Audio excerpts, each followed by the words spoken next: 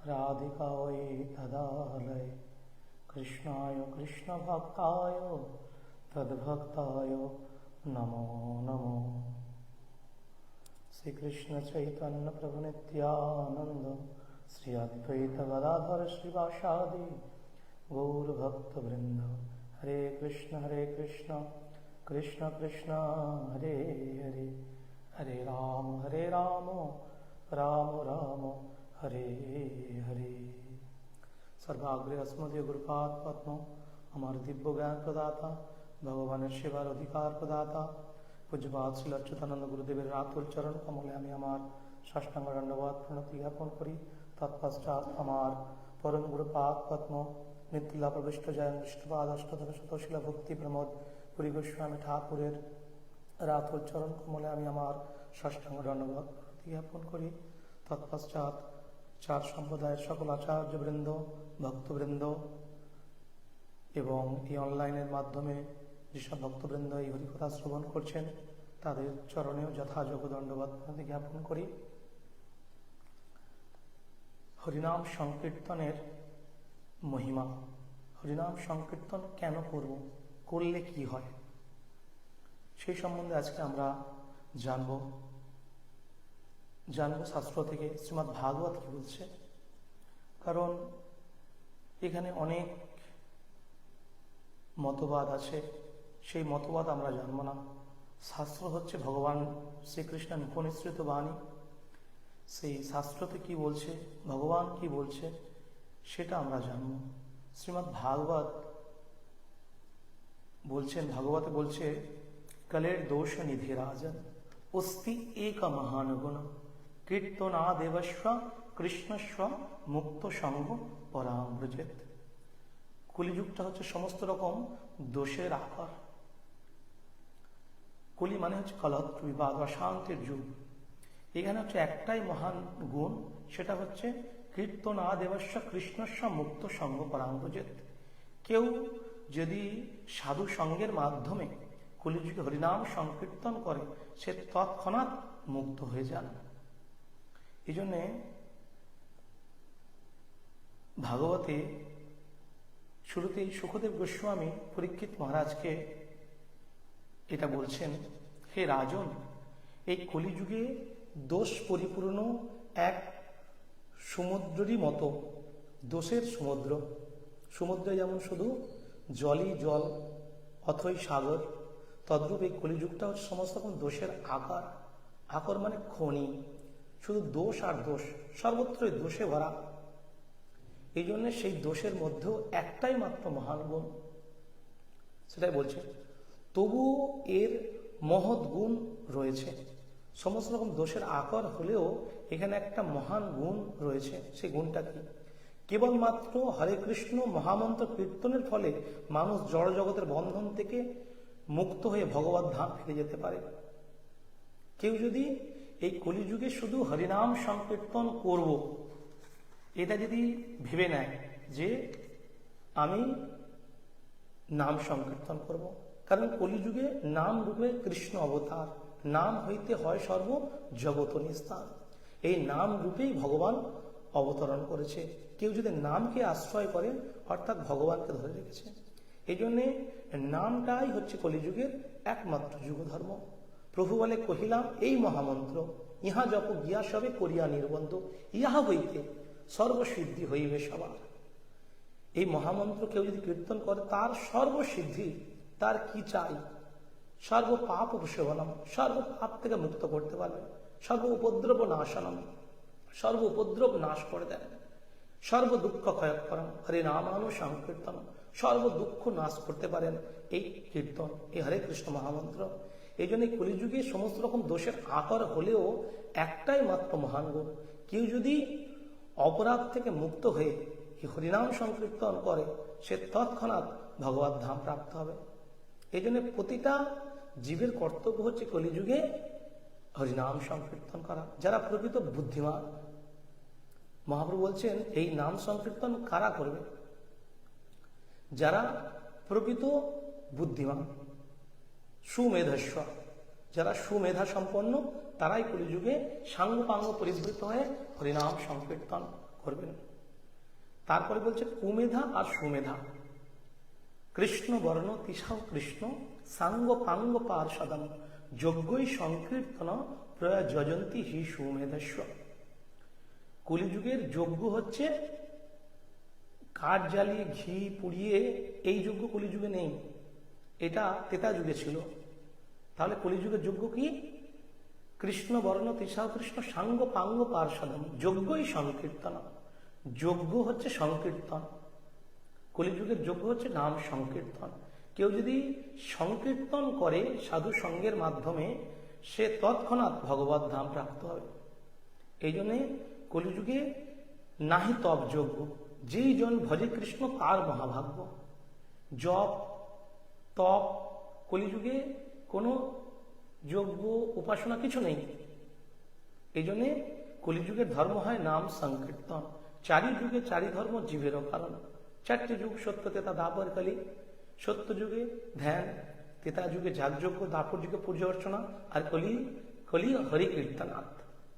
অর্থাৎ কলিযুগে একমাত্র হরি কীর্তন। হরি কীর্তনের দ্বারাই সব কিছু প্রাপ্ত হওয়া যাবে। এই জন্য যারা প্রকৃত বুদ্ধিমান তারা কলিযুগে সাঙ্গ পাঙ্গ পরিবৃত হয়ে এই হরিনাম সংকীর্তন যজ্ঞ করবে। এই হরিনাম সংকীর্তনই হচ্ছেন কলিযুগের একমাত্র যুগ ধর্ম। এছাড়া জীবের কোনো গতি নাই। মহাপ্রভু বলছেন হরের নাম হরের নাম হরের নাম হইব কেবলম কলো নাস্তেব্য নাস্তেব্য নাস্তেব্য গতির অন্যথা। কলিযুগে কেবলমাত্র হরিনাম হরিনাম আর হরিনাম। হরিনাম ছাড়া জীবের কোনো গতি নাই, গতি নাই, গতি নাই। তাহলে যে প্রকৃত বুদ্ধিমান সে এই কলিযুগে হরিনাম সংকীর্তন করবেন, সেটাই শাস্ত্র বলছেন। যারা প্রকৃত সুমেধা তারা কলিযুগে হরিনাম সংকীর্তন করবে। সুমেধার অপোজিট হচ্ছে কুমেধা। যাদের মেধাটা খারাপ তারা কলিযুগে হরিনাম সংকীর্তন করবে না। এই জন্যে যুগ উপযোগী ধর্মটা আমাদের পালন করতে হবে, যে যুগে যেটা। তাহলে এটা কলিযুগ, কলিযুগের ধর্ম হচ্ছে নাম সংকীর্তন। এই জন্য যারা প্রকৃত বুদ্ধিমান তারা হরিনাম সংকীর্তন করবে। যেমন আমরা টাইম মতো আমরা সিজন মাফিক ফল খাই, সিজন মাফিক আমরা জামা কাপড় পরি, তদ্রূপ যুগ উপযোগী ধর্মটা পালন করতে হবে, যে যুগে যে ধর্ম। তাহলে সত্য যুগের মতো ধ্যান নেই। এই জন্য একবার বললেন নাস্তেব্য, তিনবার নাস্তেব্য মহাপ্রভু বললেন কালো নাস্তেব্য নাস্তেব্য নাস্তেব্য গতির অন্যথা। সত্য যুগের মতো ধ্যান নেই, দাপর যুগের মতো পুজো অর্চনা নেই, ত্রেতা যুগের মতো যাগযজ্ঞ নেই, এবং দাপর যুগের মতো পুজো অর্চনা নেই। এই জন্য মহাপ্রভু বললেন কালো নাস্তেব্য নাস্তেব্য নাস্তেব্য গতির অন্যথা। কলিযুগ কেবলমাত্র হরিনাম হরিনাম আর হরিনাম। হরিনাম ছাড়া জীবের কোনো গতি নাই। যারা প্রকৃত বুদ্ধিমান তারা কলিযুগে নাম সংকীর্তন করবেন। শাস্ত্রে সেটাই বলছেন। যারা পূর্ণরূপে কৃষ্ণ ভাবনামৃত আস্বাদনের মাধ্যমে হরে কৃষ্ণ মহামন্ত্র প্রচার করার দায়িত্ব গ্রহণ করেছেন, অর্থাৎ যারা প্রকৃত ভক্ত, সেই মহাপ্রভু বলেছে না, তুমি যে নিজেকে ভক্ত বলে মনে করো, তোমার একটাই কাজ, আচার প্রচার রূপের করহ দুই কার্য, তুমি জগতের গুরু, তুমি জগতের আর্য। তুমি যদি ভক্ত বলে নিজেকে জাহির করো, তাহলে শুধু আচরণ করব, টাইম মতো মালা করব, জপ করব, টাইম মতো আর্নিং করব, হ্যাঁ, এইটা হচ্ছে ভক্তের কাজ নেই। আচরণ করব কিন্তু প্রচার করব না, সে আমার ভক্ত নয়, মহাপ্রভু বলছেন। আবার প্রচার করে কেউ না করে আচার, অর্থাৎ লীলা কীর্তন পালা কীর্তন যারা কীর্তনিয়ারা তারা প্রচার করে, মুখে অনেক বড় বড় কথা বলে, ভগবানের নামে চোখের জল পর্যন্ত এনে দেয়, কিন্তু আচরণ করে না তারা। এই জন্যে তাদের মুখে হরিনাম শুনলে আমাদের মঙ্গল হবে না। শাস্ত্রে বলছে সাধু মুখে কৃষ্ণ নাম এই মাত্র চাই, সংসার জিনিতে আর কোনো বস্তু নাই। সাধু সঙ্গে কৃষ্ণ নামটা শ্রবণ করতে হবে, সাধুর মুখে হরিনাম শ্রবণ করতে হবে। যেমন রোগ হলে প্রকৃত ডাক্তারকে আমরা রোগ দেখাই, যাকে তাকে দেখাই না। অন্য কাউকে দেখালে আমার রোগ ভালো হয় না, তাতে বরং আমার ক্ষতি হয়ে যায়। তদ্রূপ যদি হরিনাম শ্রবণই করতে হয়, সাধু সঙ্গে কৃষ্ণ নাম করতে বলেছে মহাপ্রভু। সাধু সঙ্গে কৃষ্ণ নাম এই মাত্র চাই, সংসার জিনিতে আর কোনো বস্তু নাই। সাধু মুখে কৃষ্ণ নাম শ্রবণ করলে আমাদের প্রকৃতপক্ষে মঙ্গল হবে। যদি আমাদের মঙ্গল চাই তাহলে সাধু সঙ্গ করতে হবে। সাধু সঙ্গ ব্যতীত জীবের মঙ্গল দ্বিতীয় কোনো পন্থা নাই। এই জন্যে সাধুই হচ্ছে জগতের মঙ্গলকর্তা, হিতকারী। এই জন্যে মহাপ্রভু বললেন সাধু সঙ্গ সর্বশাস্ত্রে কয়, লবি মাত্র সাধু সঙ্গ তোর সর্বসিদ্ধ হয়। সাধু সঙ্গ করতে হবে। সাধু সঙ্গে কৃষ্ণ নামটা শ্রবণ করতে হবে। এই জন্যে শুধু যদি ভক্ত হয়ে থাকো, যদি সদ্গুরু চরণাশ্রয় করে যদি আমরা ভগবানের নাম প্রচার না করি, আচরণ না করি, তাহলে হবে না। আচার প্রচার দুটোই করতে হবে। এই জন্যে শুধু আচরণ করলে হবে না, শুধু নিজে নিজে উদ্ধার হয়ে গেলাম, এটা মহাপ্রভুর ভক্ত এরকম নয়। এবং যারা প্রচার করে আচরণ করে না, সেও মহাপ্রভুর ভক্ত নয়। আচার প্রচার রূপের গর্ভ দুই কার্য। আচরণ করতে হবে, নিজে আচরিত ধর্ম জীবের শিখাও। নিজে আচরণের না ধর্ম জীবে শিখানো না যায়। নিজে যদি আমি আচরণ না করি, অপরকে শিক্ষা দেবো কি করে? এই জন্য মহাপ্রভু বলছেন আচার প্রচার রূপের গর্ভ দুই কার্য। তুমি জগতের গুরু, তুমি জগতের আর্য। এই জন্যে যদি আমরা মহাপ্রভুর ভক্ত বলে নিজেদেরকে জাহির করি, মহাপ্রভুর ভক্ত হয়ে থাকি, তাহলে আমাদের একটাই কাজ, আচরণের মাধ্যমে প্রচার করতে হবে। মহাপ্রভু বলছেন না, আমি এই ফল আমি কত খামু আর কত বিলাম। এই জন্য প্রত্যেকটা ভক্তের কর্তব্য হচ্ছে মহাপ্রভুর বাণীটা প্রচার করা। মহাপ্রভুর যে বাণী, পৃথিবীতে আছে যত নগরাদি গ্রাম, সর্বত্র প্রচার হইবে মোরই নাম। তাহলে সে মহাপ্রভুর বাণীটা কে প্রচার করবে? তাহলে আমরা যদি নিজেদের ভক্ত বলে মনে করি, মহাপ্রভুকে যদি ভালোবাসি, মহাপ্রভুর আদর্শ গ্রহণ করি, তাহলে আমরা মহাপ্রভুর বাণী প্রচার করতে হবে। এই প্রচারের মাধ্যমে জগতের জীবের একমাত্র হিত মঙ্গল হয়। এই জগতে আর কিছুর দ্বারা মঙ্গল সাধন করা যায় না। এই জন্য মহামন্ত্র প্রচার করার দায়িত্ব গ্রহণ করতে হবে। প্রত্যেকটা ভক্তের কর্তব্য হচ্ছে মহাপ্রভুর বাণী নিজে আচরণ করব, নিজের নাম করব এবং অপরকে করাবো। ভববন্ধন থেকে মানুষদের অনায়াসে উদ্ধার করবার এই সুযোগ তাদের গ্রহণ করা উচিত। যারা উদ্ধার হতে চায় তাদের অবশ্যই মহামন্ত্র কীর্তন করতে হবে। এই জন্য মহাপ্রভু কলিযুগে নাম রূপে অবতরণ করেছেন। এই নামটাই কলিযুগের একমাত্র যুগ ধর্ম। এই জন্য কলিযুগের ধর্ম হয় নাম সংকীর্তন, অর্থাৎ কলিযুগের ধর্ম হচ্ছে সংকীর্তন। কিন্তু আমরা সবাই সংকীর্তন কি করছি? জপ করি। সবসময় টাইম পেলে আমরা জপ করছি, কিন্তু শুধু জপ করলে হবে না, অবসর সময় জপ করতে হবে। কিন্তু সকাল সন্ধ্যা মহাপ্রভু বললেন না, 10-5 মিলি নিজ দ্বারেতে বসিয়া কীর্তন করো সবে হাতে তালি দিয়া। কীর্তন করতে হবে, সংকীর্তন করতে হবে। কলিযুগের ধর্ম হচ্ছে জপ নয়, সংকীর্তন। সংকীর্তন মানে সমবেতভাবে উচ্চস্বরে কিছু কীর্তন করা হয়। কিন্তু সেই সংকীর্তন কটা ভক্ত আমরা করি? সবাই জপ করি টাইম করে, কিন্তু না, সংকীর্তন করতে হবে। কারণ শাস্ত্রে বলছে, পশু পক্ষী কীটাদি বলিতে না পারে, শুনিলেই কৃষ্ণ নাম তারা সব করে। পশু পাখি কীট পতঙ্গ এরা মহাপ্রভুর নাম করতে পারে না, ভগবানের নাম করতে পারে না, কিন্তু তারা উদ্ধার হবে কি করে? মহাপ্রভু বলছেন পশু পক্ষী কীটাদি বলিতে না পারে, শুনিলেই হরিনাম তারা সব করে। জপিলে সে কৃষ্ণ নাম আপনি সে করে। যখন আমরা জপ করবো নিজে উদ্ধার হবো, 10 গুণ ফল লাভ করবো। এই জন্য জপিলে সে কৃষ্ণ নাম আপনি সে করে, উচ্চ সংকীর্তনে পরোপকার করে। এই জন্য উচ্চ সংকীর্তন করতে হবে। কলিযুগের ধর্ম হচ্ছে নাম সংকীর্তন। এই সংকীর্তনের মাধ্যমে সকল জীবের উদ্ধার হবে। এই জন্যে সংকীর্তন কলিযুগের একমাত্র যুগ ধর্ম। কলিযুগের ধর্ম হয় জপ করা, তিলক করা, মালা করা, একাদশী করা, এটা ধর্ম নয়। এগুলো হচ্ছে ভক্তিপথে আসতে গেলে এগুলো হচ্ছে আমাদের অনুশাসন। মালা করতে হবে, তিলক করতে হবে, নিরামিষ খেতে হবে, ভোগ লাগিয়ে প্রসাদ গ্রহণ করতে হবে। কিন্তু মূল হচ্ছে কলিযুগের ধর্ম হচ্ছে নাম সংকীর্তন। সমবেতভাবে সকলকে নিয়ে হরিনাম সংকীর্তন করতে হবে। যেমন আমরা সবাই মিলে টাইম মতো গৃহে কি হয়, হ্যাঁ, যখন সকালবেলা বাল্য প্রসাদ পাই, সকালবেলা ব্রেকফাস্ট করি, সকলে মিলে খেতে বসি। দুপুরবেলা লাঞ্চের টাইমে সবাই একসঙ্গে টেবিলে বসে খাওয়া দাওয়া করি। হ্যাঁ, সন্ধ্যেবেলা রাত্রিবেলা নৈশ ভোজ মানে ডিনার করি সবাই মিলে একসাথে। কিন্তু তদ্রূপ যেমন টাইম মতো খাওয়া দাওয়া করছি একত্রিত হয়ে, তদ্রূপ সকাল এবং সন্ধ্যা সকলে মিলে গৃহে সকলে মিলে হরিনাম সংকীর্তন কথা মহাপ্রভু বলে গেছেন। গৃহস্থর প্রধান কর্তব্য হচ্ছে সংকীর্তন করতে হবে। 10-5 মিলি নিজ দ্বারেতে বসিয়া কীর্তন করহ সবে হাতে তালি দিয়া। তালি দিয়ে কীর্তন করবো, হয়তো মৃদঙ্গ বাজাতে পারছি না, করতাল বাজাতে পারছি না, তাহলে হাতে তালি দিয়ে কীর্তন করতে হবে। হাতে তালি দিয়ে কীর্তন করলে কি হবে? আমাদের যত পাপ আছে সেই পাপটা আমাদের দেহ থেকে সরে যাবে। যেমন হাতে তালি দিলে কি হয়? পাখি উড়ে যায় না? গাছে যদি পাখি বসে থাকে সামনে, হাতে তালি মারলেই পাখিগুলো সব উড়ে পালিয়ে যায়। তদ্রূপ যখন হাতে তালি দিয়ে আমরা কীর্তন করি না, আমাদের দেহের মধ্যে যত পাপ আছে না, জানতে অজান্তে কত পাপ করছি, সেই পাপ পক্ষে আমাদের দেহ থেকে উড়ে পালিয়ে যায়, পাপ আর থাকতে পারে না। এবং এই হাতের মধ্যে অ্যাস্ট্রোলজারকে দেখালে বুঝতে পারবো, এই হাতে আমাদের যেমন মানে শুভ রেখাও আছে, রেখা আছে না, শুভ রেখা আছে, অশুভ রেখাও আছে। তাহলে অশুভ রেখাটা শুভ রেখায় পরিণত হয় যখন আমরা হাতে তালি দিয়ে কীর্তন করি। হরে কৃষ্ণ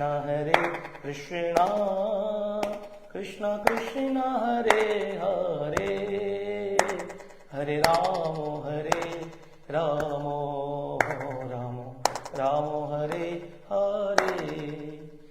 যখন আমরা হাতে তালি দিয়ে কীর্তন করব, তখন সব পাপ আমাদের কাছ থেকে সরে যাবে এবং অশুভ রেখাটা শুভ রেখায় পরিণত হবে। হাতে আমার কত বিপদ থাকতে পারে, হয়তো হঠাৎ মৃত্যু যোগ আছে, অ্যাক্সিডেন্ট আছে, কিন্তু সব খারাপ রেখা ভালো রেখা শুভ রেখায় পরিণত হয়ে যায়। এই জন্যে কলিযুগে 10-5 মিলি নিজ দ্বারেতে বসিয়া কীর্তন করো হিসাবে হাতে তালি দিয়া সকলকে কীর্তন করার কথা মহাপ্রভু বলে দিয়েছেন। তাই চৈতন্য মহাপ্রভু উপদেশ মতো অতি নিষ্ঠা সহকারে সারা পৃথিবী জুড়ে কৃষ্ণ ভাবামৃত আন্দোলন প্রচার করার আমাদের উচিত। অর্থাৎ সারা পৃথিবীতে আমাদেরকে মহাপ্রভুর বাণী প্রচার করতে হবে। ভক্তের কাজই হচ্ছে আচার এবং প্রচার করা, প্রচার করতে হবে, নাহলে বদ্ধজীব উদ্ধার হবে কি করে? যারা এখনো জানে না কলিযুগের যুগধর্ম নাম সংকীর্তন মনুষ্য জীবনের উদ্দেশ্য কি, তাদেরকে জানাতে হবে। এই জন্য নিজে আচরণ করে জেনে বুঝে উদ্ধার হয়ে গেলাম এটা নয়, এটা প্রকৃত উপকার নয়। সেই প্রকৃত উপকার জগতে সাধন করে যে নিজে আচরণের মাধ্যমে প্রচার করে। জগতের প্রকৃত হিতকারী হচ্ছেন প্রচারক ভক্ত। এই জন্য মহাপ্রভুর বাণীটা আমাদেরকে প্রচার করতে হবে। মানব সমাজে শান্তি ও সমৃদ্ধির কামনার এটাই সর্বোত্তম জনকল্যাণের কাজ। জগতে যদি আমি মঙ্গল সাধন করতে চাই, সমৃদ্ধি করতে চাই, সর্বোত্তম জনকল্যাণ হচ্ছে জগতে প্রচার করা, কৃষ্ণ ভাবনামৃত আন্দোলন প্রচার করা।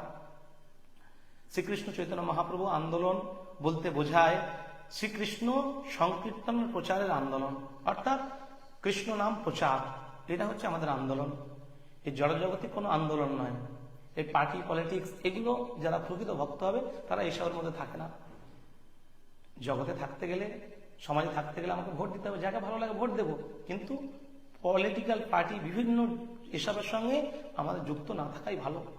সবাই আমার কাছে সমান। এই জন্যে যারা প্রকৃত ভক্ত তারা এই পার্টি পলিটিক্স, বিভিন্ন হিংসা মারামারি, ক্লাব সংগঠন এসব নিয়ে থাকে না। যারা প্রকৃত নিজের মঙ্গল চায় তারা ধর্ম নিয়ে থাকে, ভগবানের নাম প্রচার নিয়ে থাকে। এই জন্য শাস্ত্রে বলছে পরম বিজয়তে শ্রীকৃষ্ণ সংকীর্তনম।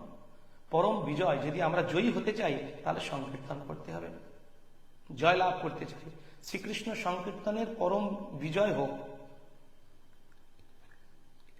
এই কৃষ্ণ সংকীর্তন এমন জয়যুক্ত হয় কেন এই নাম সংকীর্তন জয়যুক্ত হয়, সেই কথাও শ্রী চৈতন্য মহাপ্রভু বিশ্লেষণ করেছেন।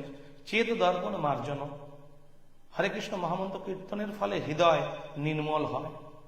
চিত্তরূপ দর্পণটাকে পরিষ্কার করতে গেলে হরিনাম সংকীর্তনম, চিত্তরূপ দর্পণটা পরিষ্কার হয় হরিনাম সংকীর্তনের দ্বারা। যেমন জামা কাপড় নোংরা হয়ে গেলে সেটা আমরা ডিটারজেন্ট পাউডার ইউজ করে সেটা আবার পরিষ্কার করে আবার পরিধান যোগ্য করে তুলি, তদ্রূপ কেউ যদি হরিনাম সংকীর্তন করে তার চিত্তরূপ দর্পণটা পরিষ্কার হয়ে যায়। এই জন্যে কখন বুঝবো যে চিত্তটা আমার নোংরা হয়েছে? যখন সাধু সঙ্গ করতে ভালো লাগে না, বৈষ্ণব সঙ্গ করতে ভালো লাগে না, ভাগবত শ্রবণ করতে ইচ্ছা করে না, হরিনাম জপ করতে ইচ্ছা করে না, জানতে হবে আমার চিত্তটা নোংরা হয়েছে। চেত দর্পণ মার্জন, চিত্তরূপ দর্পণটা যেমন নোংরা হলে হরিনাম সংকীর্তনম। যেমন আয়নাতে ধুলো পড়লে প্রতিবিম্ব দেখা যায় না, দেখা যায়, তাহলে সেটা কি করি? আমি কাপড় দিয়ে পরিষ্কার করে দিই, তাহলে আবার নিজের মুখটা দেখা যায়। তদ্রূপ চিত্তরূপ দর্পণটা পরিষ্কার যদি না করি তাহলে আমাদের ভগবানের নাম করতে ভালো লাগবে না। সেটা করতে গেলে কি করতে হবে? হরিনাম সংকীর্তনম, সেই নাম সংকীর্তনের দ্বারা চিত্তরূপ দর্পণটা পরিষ্কার করতে হবে। গঙ্গা জলে গঙ্গা পুজো, তদ্রূপ হরিনাম করতে ভালো লাগবে না। অসতের সঙ্গে থাকিয়া সতত চিত্ত হলো বুঝো প্রায়। অসৎসঙ্গ করছি না, সাধুসঙ্গ আমরা কতটুকু করি? তার থেকে অধিক পরিমাণে আমরা অসৎ সঙ্গ করি। অসৎ সঙ্গ করলে আমাদের কি হবে? চিত্তরূপ দর্পণটা নোংরা হবে। এই জন্য দুষ্ট সঙ্গ ফল না বুঝিনু হয়, সাধু কাছে যেতে চিত্ত নাহি যায়। দুষ্ট সঙ্গ ফল, দুষ্ট সঙ্গ করছি বলে আমাদের সাধু কাছে যেতে ইচ্ছা করছে না, কিন্তু সেই সাধু সঙ্গ করতে হবে এবং হরিনাম সংকীর্তন করতে হবে যদি আমাদের আত্ম কল্যাণ চাই। এই কলিযুগের সত্য গুণ নেই, কলিযুগে সত্য গুণ নেই, তার ফলে হৃদয়ের নির্মলতাও নেই। এই জন্য চিত্তরূপ দর্পণটা সবসময় আমাদের নোংরা হয়ে থাকে, আমরা পরিষ্কার নই। এবং তাই মানুষ তাদের জড় দেহকে তাদের স্বরূপ বলে মনে করে মস্ত বড় ভুল করছে। এই জগতে সব থেকে বড় ভুল হচ্ছে দেহটাকে আমার বলে মনে করা, দেহটা আমি বলে মনে করা। প্রকৃতপক্ষে দেহটা আমি নই, আমি হচ্ছে আত্মা, দেহটা হচ্ছে আমার খাঁচা। খাঁচাটা নিয়ে পড়ে থাকা প্রকৃত বুদ্ধিমানের কাজ নয়। খাঁচার ভিতরে যে পাখি আছে, পাখিটাই আমি, অর্থাৎ আমি হচ্ছে আত্মা, আমি দেহ নই। যারা প্রকৃত বুদ্ধিমান সে কি করবে? একটা পাখি পুষেছে, খাঁচাতে রেখেছে, সে প্রতিদিন খাঁচাটাকে যত্ন করে, খাঁচাটাকে রং করে, কিন্তু পাখিটাকে খাবার দেয় না। তাহলে কি সেটা প্রকৃত সে বুদ্ধিমান? সে বোকা। আরে পাখির জন্য খাঁচা, খাঁচার জন্য পাখি নয়। প্রতিদিন আগে পাখিটাকে খাবার দিতে হবে, পাখিটাকে যদি খাবার না দিই তাহলে পাখিটা মারা যাবে। এই জন্যে প্রতিদিন পাখিটাকে খাবার দিতে হবে, খাঁচাটাকে মাঝে মাঝে যত্ন করতে হবে। তদ্রূপ দেহটা আমি নই, দেহটাকে যত্ন করতে হবে, হ্যাঁ, কিন্তু বেশি করে যত্ন নিতে হবে আত্মা। সে আত্মা কিসে পরিপুষ্ট হয়, কিভাবে তুষ্ট হয়, সেটা সবসময় চিন্তা করতে হবে। এই জন্য আমাদের যেমন দেহটাকে ভালো রাখার জন্য টাইম মতো খাওয়া দাওয়া করি, তদ্রূপ আত্মাটাকেও খাবার দিতে হবে। সে আত্মার খাবার কি? হরিনাম সংকীর্তন, ভাগবত কথা, সাধু সঙ্গ, এগুলো যত আমরা করব আত্মা পরিপুষ্ট তুষ্ট হবে। এই জন্য শাস্ত্রে সেটাই বলা আছে। এটাই কলিযুগে সব থেকে বড় বিপদ। বড় বিপদ কি? দেহটাকে আমার বলে মনে করা, দেহটা আমি বলে মনে করা। এই জন্যে যারা প্রকৃত বুদ্ধিমান তারা বুঝতে শিখেছে, সাধু সঙ্গ করার মাধ্যমে বুঝতে পেরেছে যে দেহটা আমি নই, আমি হচ্ছে আত্মা। সে আত্মার কাজ হচ্ছে পরমাত্মা গোবিন্দের সেবা করা। এই দেহটা আজকে নষ্ট হলে আজকে আছে, কালকে থাকবে না। এই দেহটাকে নিয়ে পড়ে থাকা প্রকৃত বুদ্ধিমানের কাজ নয়। এই দেহের ভিতরে দেহি আছে আত্মা, সেই আত্মার কিসে পরিপুষ্ট হয়, তুষ্ট হয়, সেই আত্মা কাজ হচ্ছে পরমাত্মা গোবিন্দের সেবা করা। অংশের কাজ হচ্ছে পূর্ণ ব্রহ্ম ভগবানের সেবা করা। বড় বড় দার্শনিক ও বৈজ্ঞানিকেরাও তাদের দেহটিকেই তাদের স্বরূপ বলে